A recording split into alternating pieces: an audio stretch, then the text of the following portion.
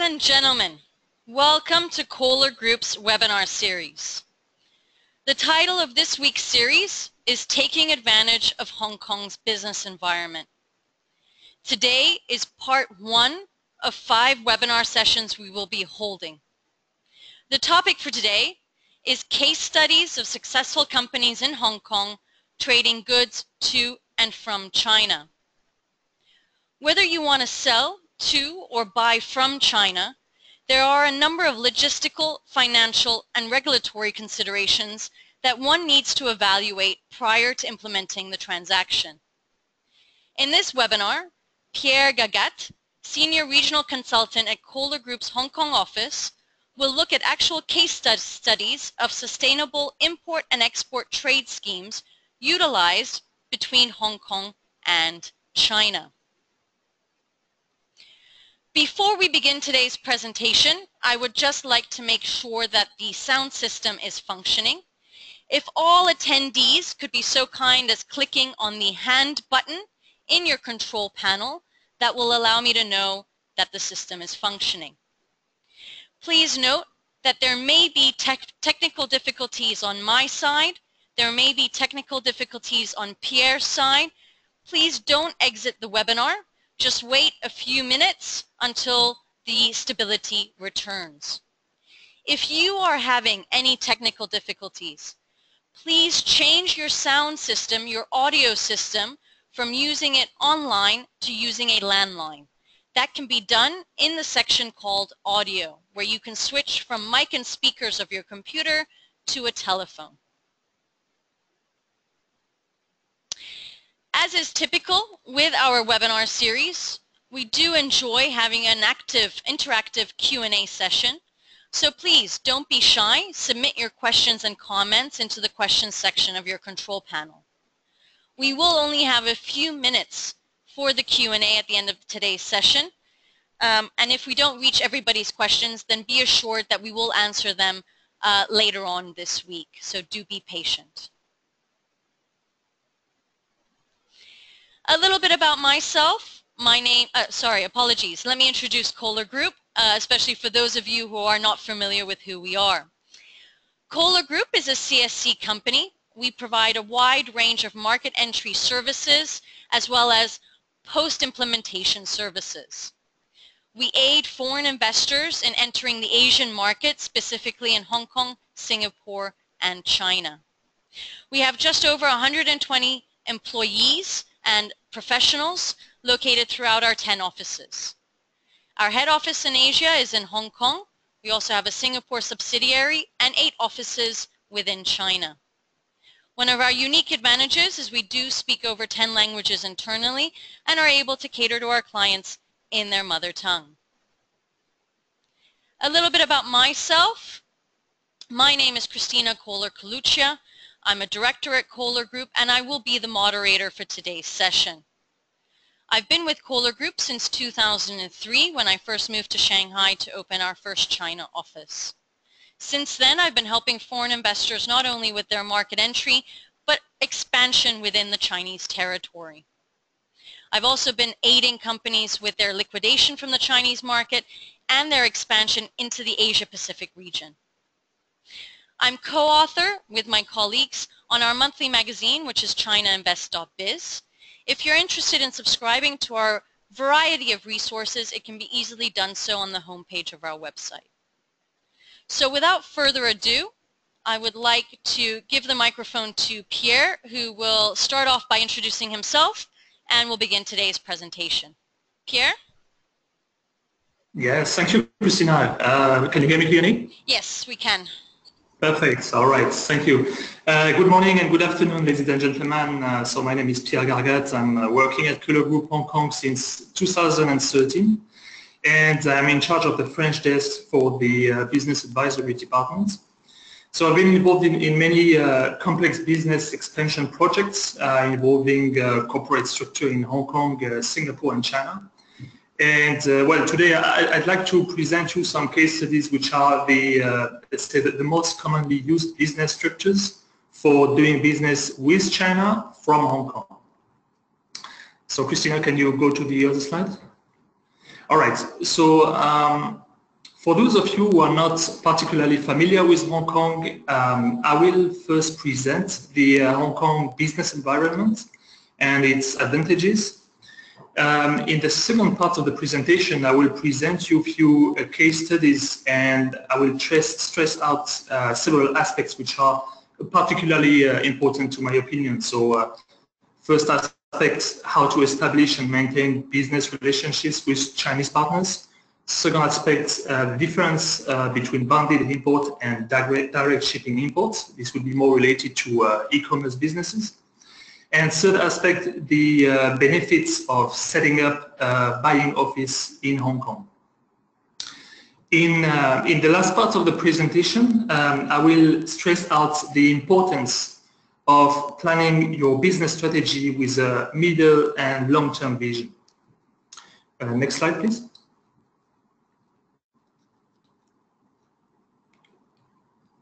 All right. Hong Kong is generally presented as a so-called gateway to China. Why is that? Well, there are many reasons why foreign investors are using Hong Kong companies. The first reason is the geographical proximity with China and the rest of the countries in Southeast Asia. Being in Hong Kong, you are within 5 hours times to half the world's population, and you can reach out not only to China, but also countries such as Indonesia, Malaysia, or Vietnam. More importantly, Hong Kong is attracting investors due to its friendly corporate environment, its comprehensive and advantageous tax system, and its high-level logistics and financial infrastructures. As such, investors will be able to register a company within 5 working days with as low as $1 Hong Kong paid-up capital. They'll be able to reallocate or sell parts of the shares to new investors also within 5 working days. And this without triggering any of the Chinese administrative complexity or prior approval requirements. There are 3 categories of offices. The regional headquarters, so I'm referring now to the table that you can see on this slide. The regional headquarters, which is an office that has managerial control over other offices in the region.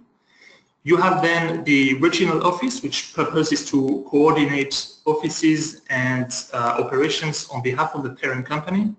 And then you have the local office, which is carrying the business in Hong Kong, but nowhere else than in Hong Kong.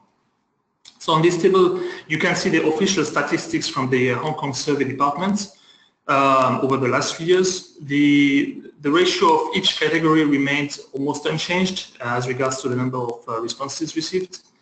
There were about 50% of local offices, 30% of regional offices, and 20% of regional headquarters. The aggregated figures is increasing by a modest 1% in 2016. Well, of course, this is lower than in 2015, where the increase was of 4.2%. And there are a few reasons to that. First of all, it is less easy to open bank accounts in Hong Kong, and the number of information and supporting documents to provide is high. That's why it is highly recommended to be assisted with the bank account opening application. The second reason is the launch in China of 4 free trade zones, which basically aim to facilitate the access of foreign investors to the Chinese market. And of course, the consequence of that is that the competition has increased for Hong Kong. The other reason is well, the uncertainty related to the economy and the geopolitical changes that occurred in 2016. So despite the micro and macroeconomic environment, Hong Kong remains a very interesting location to set up an office, mainly because of its proximity with China and its corporate-friendly environment. Next slide, please. So on this slide, we'll not expand too much on this one, but just to present a quick overview of the Hong Kong tax environment. The Hong Kong's tax regime can be seen as one of the biggest benefits. The corporate tax rate is at 16.5% and is among the lowest in the world in developed and mature markets. The tax rate is also a flat rate, so no matter how much profit you make, you will not be taxed more than 16.5%. Income derived from non-incorporated entities such as partnerships and income derived from real estate such as rental income, for instance, are taxed at a 15% flat rate. To be noted also that there is no value-added tax or capital gains tax in Hong Kong, so it's especially attractive for dividends payouts since well, they are legally tax-free. And additionally, well, there is also no withholding tax on dividends or interests gains from the Hong Kong side. However, royalties are taxed at 16.5 standard rate unless there is a DTA which can grant a reduction of the withholding tax on royalties down to a 4.95%. Next slide, please. Okay, on this slide, I'd like to talk about the double taxation agreement signed between Hong Kong and China. This agreement provides tax reliefs whenever a Hong Kong company is used to hold an investment in China. The tax relief applies on several aspects. First, the withholding tax, where reduced tax rates can apply on passive incomes. The capital gains, which can be fully exempted in both countries. And the individual income tax. There are conditions applicable to benefit from the reduced withholding tax rates. Firstly, there is a minimum participation requirement of 25%. If you are a shareholder for less than 25%, the standard 10% withholding tax rate will apply. In addition, the China Tax Bureau pays more and more attention to as to whether or not the control and the management of the Hong Kong company is exercised in Hong Kong. So if a Hong Kong company is used as a shell without substance locally, then the China tax officer will tend to consider that this arrangement is obviously only for tax benefits, and in that case they would just apply the standard withholding tax rate in return. So it should also be noted that the double taxation agreement has increased the cooperation between the tax departments, who are now exchanging proactively information about the taxpayers. Next slide, please. So let's move forward to our second part, and well, before presenting you some examples of business structure, I'd like to break down some key points that should help you to define your market entry strategy. The idea is to make sure that Hong Kong is suitable for you. Oh, can you go back, Christina? Yeah, that's all. Thanks. Yeah, I was saying the idea is to make sure that Hong Kong is suitable for you and to prepare the conditions of your market entry strategy. So once you ensure that your products are not subject to any restriction or special import or export license, then you should keep in mind the profile of your potential Chinese partners and customers. Using a Hong Kong company, you will be able to reach out to Chinese importer or exporters. However, you won't be able to issue the so-called Fapiao, which is the Chinese invoice with the China VAT. So basically there is parts of the local companies in China, local Chinese companies which do not have the import or export license, who you cannot reach out with a Hong Kong company. Another crucial aspect is the cost of the investment. The investment capacity is critical, in particular in Hong Kong, which is an international financial center with a global exposure. Setting up a fully operational office can be relatively expensive, and the main costs are generally rent, the rent of an office, and the salaries. So make sure that you are planning the various layers of cost in advance in order to avoid surprises. Once you conducted proper research, due diligence, and cost evaluation, I would recommend you to draft a clear business plan and a timeline to define your objectives and conditions of your market entry. The idea by doing that is to reduce the uncertainty related to your investment. So don't be too conservative. If I can give you one clear advice, don't be too conservative on the costs and be ready to spend a bit more at the very beginning to receive the right advices and information. Next slide, please. All right, so the case study number 1 is presenting you the corporate structure of a company exporting to China via Hong Kong. This business structure is somehow very simple. The blue boxes is referring to the investors' companies with the head office overseas and the Hong Kong subsidiary. Basically the green boxes is representing the agents, the distributors, as well as the other customers in the Asia-Pacific region. And the red arrow is representing the flow, the logistics flow of goods. So in this structure, the Hong Kong company is used as an intermediary for transactions between your factory and the Chinese agents and distributors. It is also used to service or to sell to other customers from the Asia-Pacific region. From a logistic point of view, the flow of goods can go direct from the factory to the importer, or it can also pass through Hong Kong if this is more advantageous from an import tax or stock management perspective. With a footprint in Asia, you position yourself clearly as an international company, and you are able to reach out to your Chinese partners as well as to your other customers in the region. In addition, if the sales volume is sufficient, you are able to accrue profits and decrease your overall tax liability.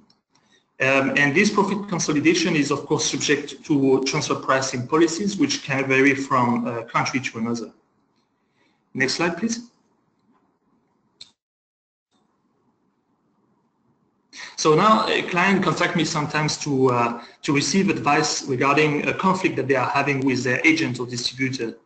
In 99% of the cases, the situation that they are facing is due to a miscommunication with the partner and the omission of few basic principles that anyone should follow when establishing the relationship.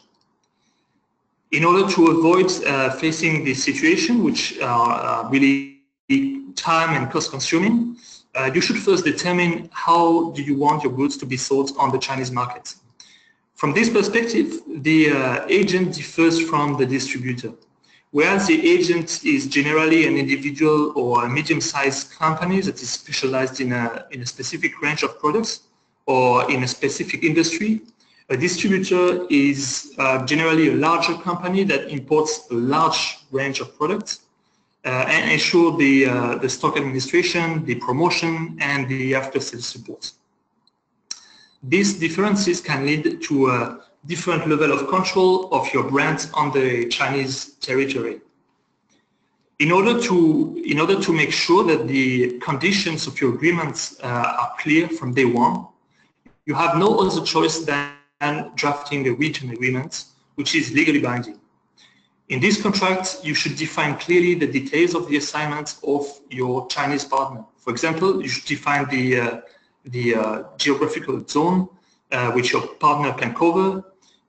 You should define the payment terms and conditions, the sales conditions, the after-sales conditions, the usage conditions of your brand, etc., etc.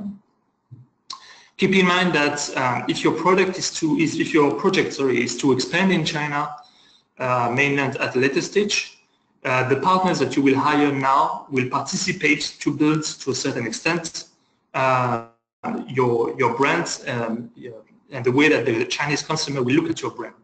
So you don't want them to destroy your reputation before you actually set up your China company, if that's your plan. The trademark now is also a very critical aspect, to my opinion. Many foreign companies, they realize that the Chinese partner have registered the trademark in China without having their prior approval. This can lead, of course, to conflicts. So the registration of a trademark is very inexpensive and can allow you, on the other hand, to sign up some royalty agreements for the usage of a brand or a logo. So even before you start negotiating with your Chinese partner, you must register your trademark. That's really a must when you want to do business in China, no matter how you do business.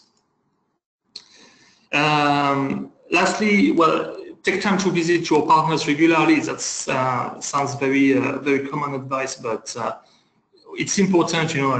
Having face-to-face meeting is always better than just an email or telephone relationship. So take time to travel to China and meet with them to build on the relationship. Next slide, please.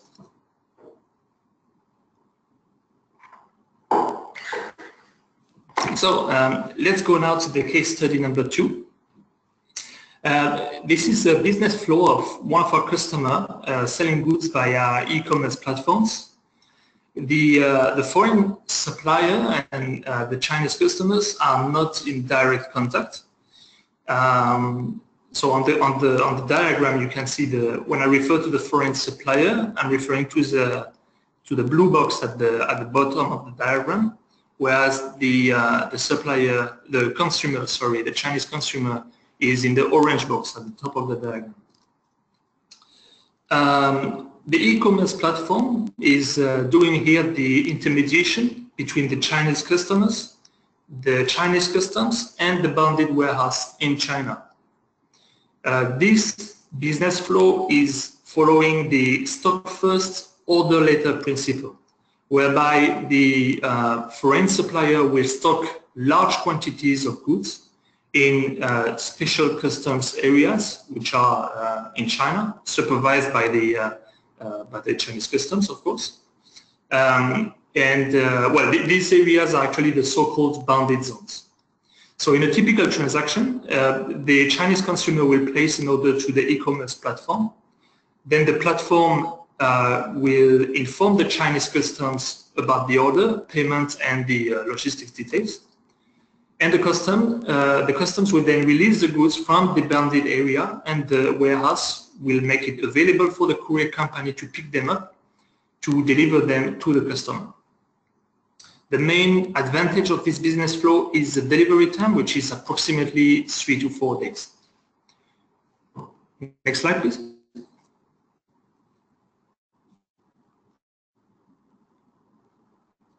So in a nutshell, the bounded import is, this slide is basically summarizing the main features of the bounded imports scheme. So generally it's more suitable for B2B and B2C businesses.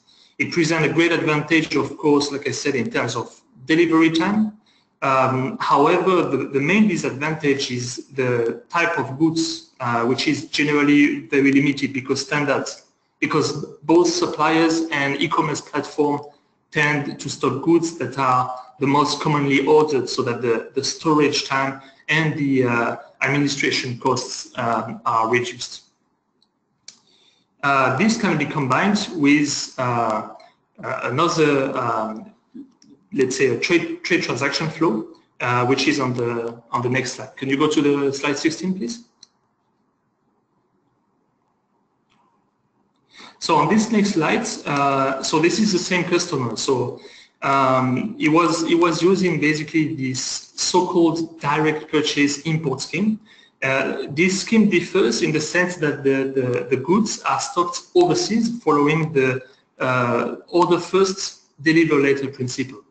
Our customer in the blue box again is stocking goods in a warehouse overseas, in the warehouse in the yellow box, and file the goods in the record of the Chinese customs.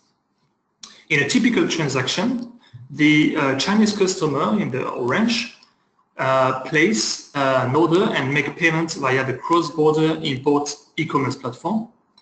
The platform then gives instructions to our client's overseas warehouse to dispatch the goods. In the meantime, the e-commerce platform also provides the order, payment and logistic details to the Chinese customs, which is in gray. The overseas warehouse is then sending the goods via international transport companies to a cross-border area supervised by the Chinese customs. The goods are then released after custom clearance and delivered to the Chinese customer. So as you can imagine, the delivery of the goods is taking much longer since the warehouse is located overseas. Depending on the location of the warehouse, it can take from 7 to 30 days for the goods to be delivered. Having said that, the range of products that the Chinese consumer can purchase is much wider. Next slide, please. So again, main features of the direct shipping scheme. The direct purchase import is generally more suitable for larger e-commerce companies who are able to sell and deliver a larger range of products. The manufacturers are has more flexibility and can hire the logistics service company of its choice. The real downside, like I said, is the delivery time. That's why this solution is better for B2C, as Chinese businesses would tend to purchase directly to the foreign manufacturers and not using the e-commerce platform. Next slide, please. So the case study number 3 is presenting the business flow of a company that is using Hong Kong as a buying office. Sorry. The client's companies are in blue, the Chinese partners and the other companies are in green, and the red arrow, like earlier, is representing the logistics flow. So the Hong Kong company is receiving the purchase order from its head office or from any other customer in the region or anywhere in the world. The purchase order is then placed by the Hong Kong company to the Chinese manufacturers. The payment received from the parent company overseas is subject to the transfer pricing convention, which means that the transaction and the profit that is accrued in Hong Kong must be fair and respect the arm's length principle. The goods are then shipped directly from China to the customer's destination. In this client's case, there was no requirement to send the goods to Hong Kong because they were able to replace the supplier information on the bill of lading and amend the certificate of origin, so that it wasn't disclosed, the identity wasn't disclosed to the customer. Next slide, please. So here I listed the main advantages for using Hong Kong as a buying office. So firstly, from the international for the international brand exposure, having a Hong Kong company, of course, you are in one of the top financial centers. So when you present that, of course, you position yourself as a multinational company. The second advantage is because you can offer to your customers to buy direct from Asia while keeping contact with your domestic company. That seems nothing, but from a customer point of view, they may have the impression to get better pricing if they buy direct, where they know where the goods are located, whether when they purchase to a company that is an import company in their jurisdiction. If your customers are located in Asia, well, in that case, you can also offer them to deal with your staff based in Hong Kong, which can, of course, facilitate the communication. From a supplier point of view now, your staff in Asia will also be able to communicate with your suppliers in their native language and on the same time zones. So earlier I was talking about building relationship with partners. This is also one of the advantage of having staff in Hong Kong who can deal with them directly. Next slide, please. All right. So third part now. For the last case study, I'd like to stress out the importance of planning your business expansion strategy in advance. To do so, I'd like to present you the business structure and trade flow of one Dutch company that we've been assisting with their expansion strategy into China. And the company is specialized in design and retail of premium healthcare products. Their suppliers were all based in China, customers mostly in Holland, as well as in other Western Europe markets. And they also had a few regular customers in Asia Pacific. So at the time that they've approached us, they have the following requirements as listed. So first, to offer an open and progressive expansion strategy in Asia Pacific. So of course the idea at the time was not only to set up a Hong Kong office, but also in a middle long term, it was also to go to China, and if the business was successful in Hong Kong, then to move forward and set up a limited company, a wholly foreign-owned enterprise in China. The second requirement was to minimize the investment requirement, keeping market exit option. So from that point of view, Hong Kong was perfect because, well, not only in terms of setup, but also in terms of exiting the markets, Hong Kong provides, I would say, more flexibility than its equivalent in China mainland. And then the third requirement was to optimize the maintenance costs and the tax efficiency of the structure. So that's, I would say that's generally the objective of all the foreign companies coming to investing overseas, but that was part of the main consideration criteria. Next slide, please.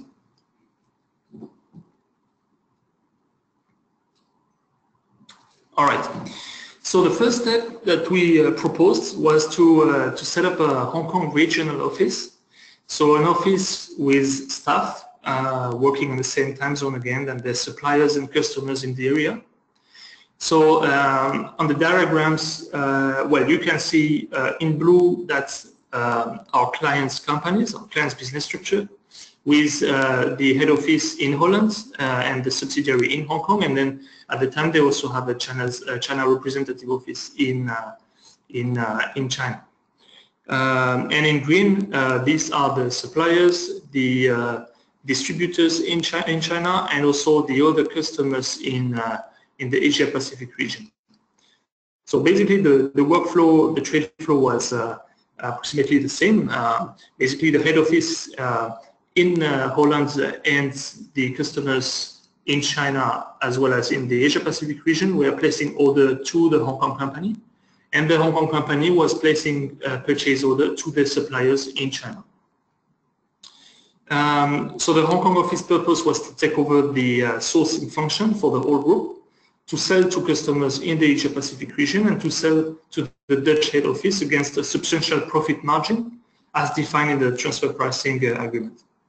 Although this first step was easy to implement and did not require tremendous financial investment, it wasn't possible to reach out PRC customers. I'm talking about the customers who do not have the import license.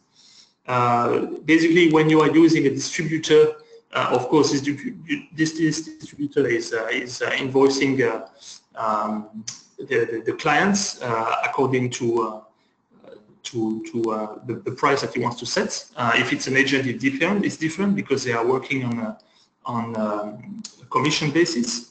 But basically, the pricing condition was relatively not under control. So therefore, after a couple of months, the client decided to engage the step 2 of the project and set up their own wholly foreign-owned enterprise in China.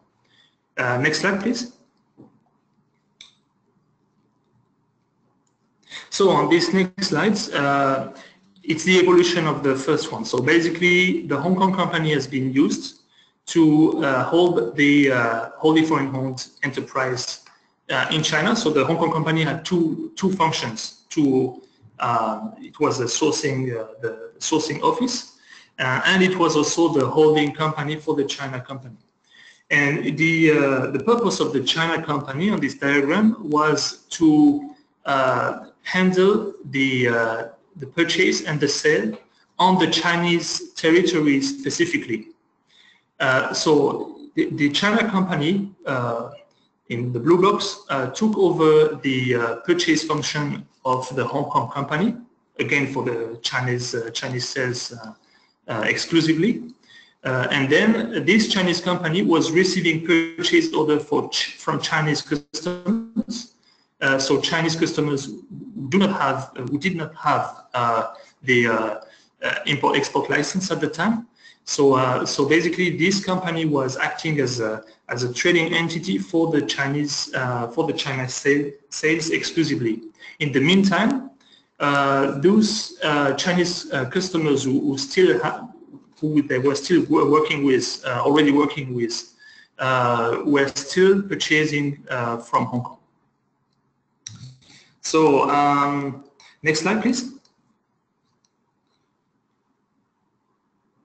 All right, so that's the most recent business structure of the client. So they have set up a joint venture with a Chinese partner.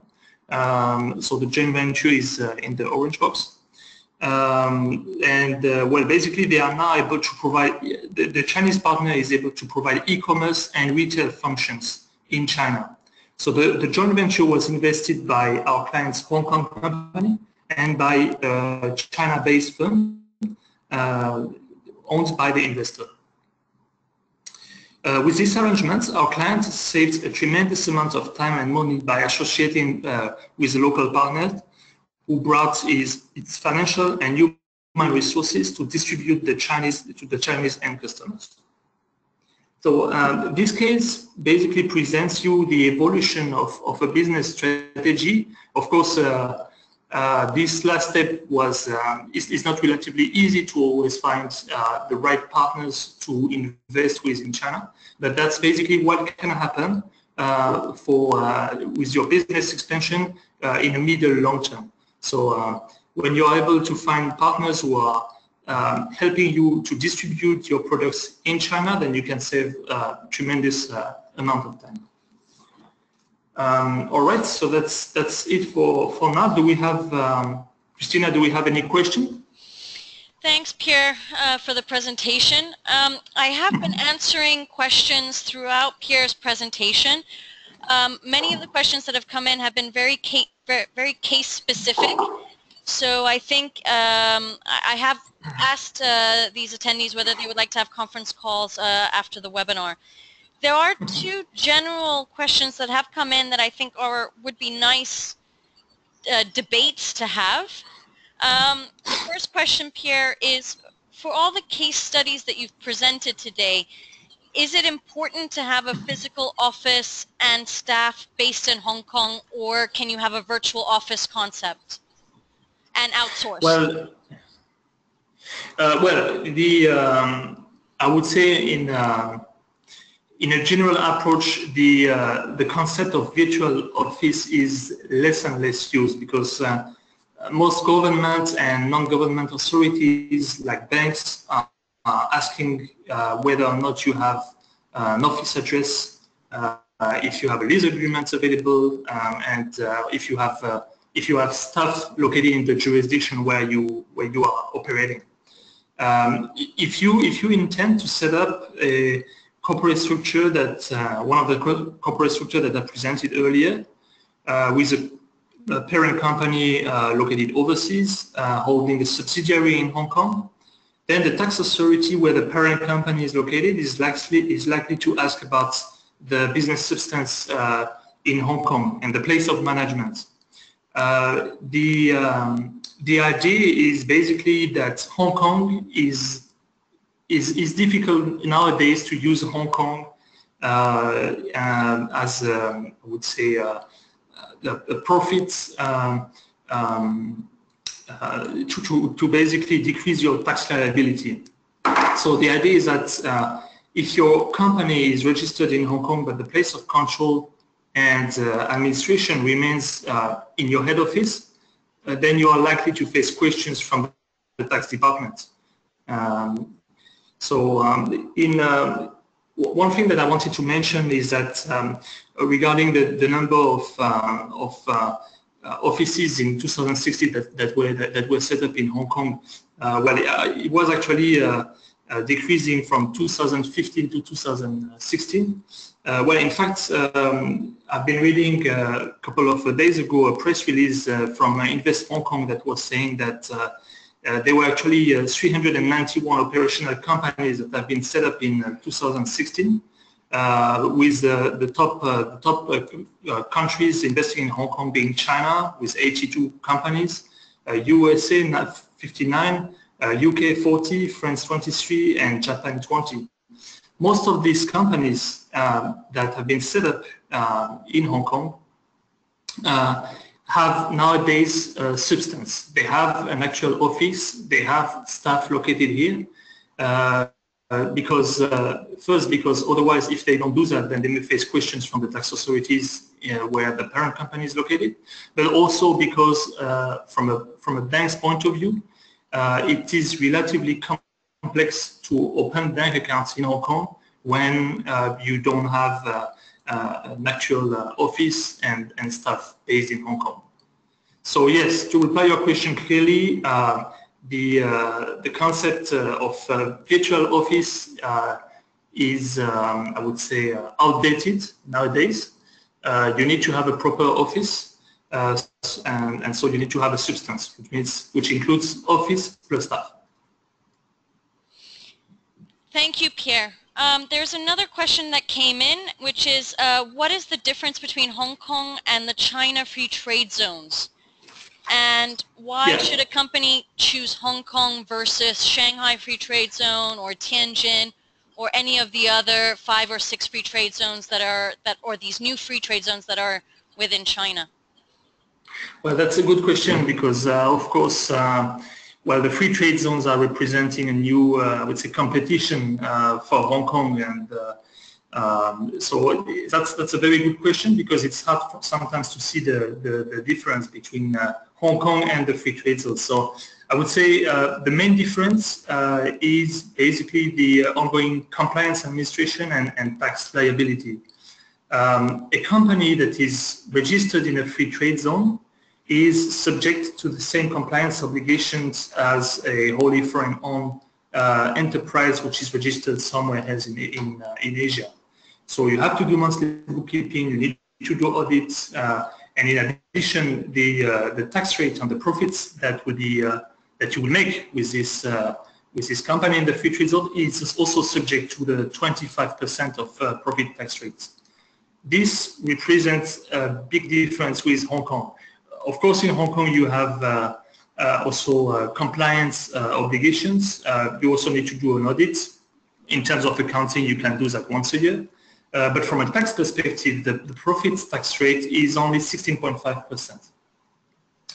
Besides, these zones are pilot zones, which means that the government could decide to change the regulation at a later stage. So there is, I would say, there is an uncertainty, a component of uncertainty here, which you don't really have in Hong Kong. Now that I said that, if you are doing e-commerce, this can be a suitable location for setting up a subsidiary and stocking goods, knowing that you can easily access to the Chinese market from these zones, and make sure that the customs will basically release the goods in the shorter time frame. Great, Pierre. There are a lot of questions that are still incoming, but they're very case specific, and I don't want to raise them in front of all the attendees today. So for all of you that have asked personal questions, please do wait for our answers at the end of today's webinar session. In the meantime, for those of you that haven't asked questions, but you feel that in the next few hours questions may arise, there are the contact details of Pierre on this slide. Don't hesitate to contact Pierre directly. The presentation today will be distributed to all the attendees, and there is a recording as well of this presentation that will also be distributed together with it. So last but not least, I just want to make everybody aware of all the resources that we do publish. We have a monthly magazine that can be found on our website. It's also distributed through our e-campaign. We also are active on LinkedIn as well as on YouTube. If you do have any questions or you want to see this complimentary information, go on our website, go on our various social media channels, and you'll be able to check these resources out.